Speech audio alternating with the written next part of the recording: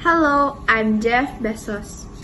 I'm the founder and CEO of the Amazon company, owner of the Washington Post, and the founder of the space exploration company Blue Origin.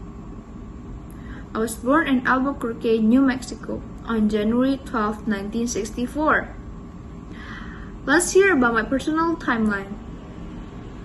I'm the grandson of Theodore John Jorgensen and Ida Minnie Jorgensen, the biological son of Jacqueline Nuggies and Theodore Jorgensen, and now the son of Miguel Bezos and Jacqueline Bezos. I displayed scientific interest and technology proficiency and once reached an electric alarm to keep my younger sibling out of my room. I moved to Miami with my family as a teenager, where I developed a love for computers and graduated valedictorian of my high school. I would spend many summers in my youth on my family's ranch.